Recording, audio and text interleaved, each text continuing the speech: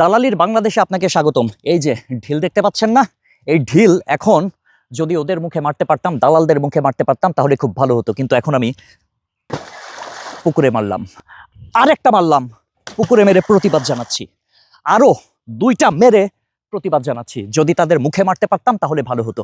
এই তার বাচ্চারা কি করেছে জানেন? তারা 18 বাংলাদেশিকে সাগরে ভাসিয়ে দিয়েছে। মানে 18 জন বাংলাদেশি পানির তৃষ্ণা সইতে না পেরে মারা গেছে এবং তাদের দেহ সাগরে ভাসিয়ে দিয়েছে। বাহ, এই হচ্ছে দালালি। এবং এই দালালরা কি করছে? প্রত্যেকের পরিবারের কাছ থেকে 10 লাখ, 20 লাখ, 30 লাখ, 40 লাখ টাকা পর্যন্ত নিয়ে কোটিপতি হয়ে পগার পার হয়ে গেছে। তাদেরকে ধরবে কে? তারা তো এখন ধরাছোঁয়ার বাইরে। এবং যে পরিবারগুলো নিঃস্ব হয়ে গেল, 18টা বাংলাদেশির দেহ সাগরে ভেসে গেল, তারা তো কখনো কোনো দিনই আর ফিরে আসবে না। এবং ওই দালালদের নাগালও আর কেউ পাবে না, কারণ প্রত্যেকেই হতদরিদ্র মধ্যবিত্ত পরিবারের সন্তান ছিল। যে স্বপ্ন নিয়ে তারা দেশের বাইরে গিয়েছিল, ওই দালালরা যে স্বপ্ন দেখিয়েছিল, সেই স্বপ্নের কোনো কিছুই আসলে পূরণ হলো না। পাশাপাশি ওই দেহটাও আর কখনো কোনো দিন তার স্বজনরা ফিরে পাবে না। এর দায় আসলে কার? আমাদের, আপনাদের, বা যারা লোভে পড়ে সেখানে গিয়েছিল? জারি হোক না কেন, এ নিয়ে আমি একটা বিস্তারিত ভিডিও বানিয়েছি, চলুন সেটা দেখে আসি। আসসালামু আলাইকুম। দালাল চক্র, এদেরকে থামাবে কে? 6 দিনে 18টা প্রাণ নিভে গেছে, আর তারা সবাই বাংলাদেশি।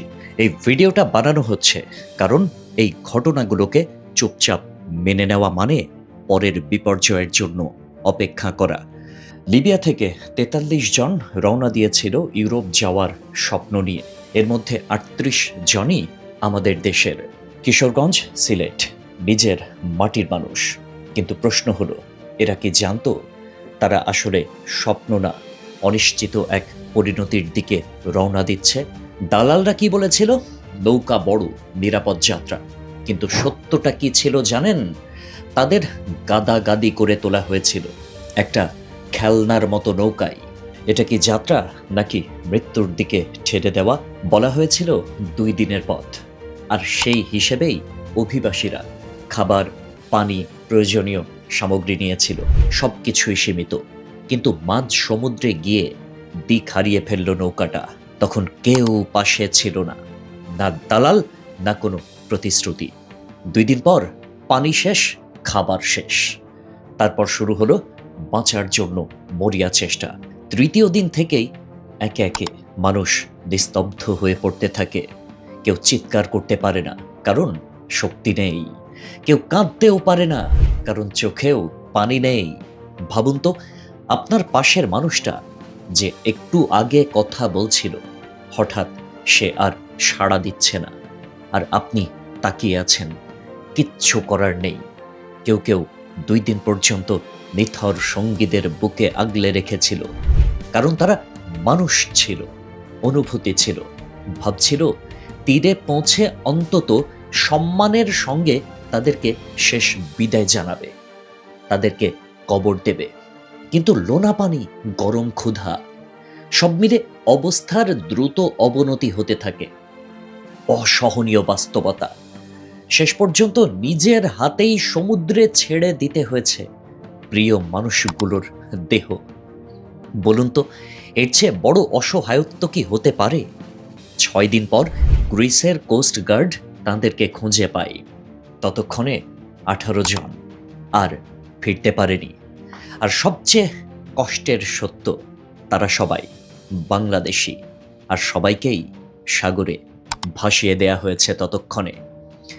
এই ঘটনা কোনো দুর্ঘটনা না, এটা একটা নির্মম চক্র। মানুষের স্বপ্ন কিনে তাদের বিপদের দিকে ঠেলে দেওয়ার চক্র। আজ যারা গেছে তারা সবাই জমি বিক্রি করেছে, ঋণ নিয়েছে, পরিবার ভেঙে দিয়েছে, শুধু একটা আশায়। আর সেই আশাটাকেই ব্যবহার করেছে দালালেরা। সবচেয়ে ভয়ঙ্কর কথা কি জানেন? লিবিয়ার উপকূলে এখনো হাজার হাজার বাংলাদেশি দাঁড়িয়ে আছে, একই স্বপ্ন নিয়ে, একই ঝুঁকির পথে। ভাই, আপনি যদি তাদের একজন হন, ফিরে আসেন। পা ধরে বলছে, ফিরে আসেন। বিদেশ মানেই সফলতা না, টাকা মানেই জীবন না।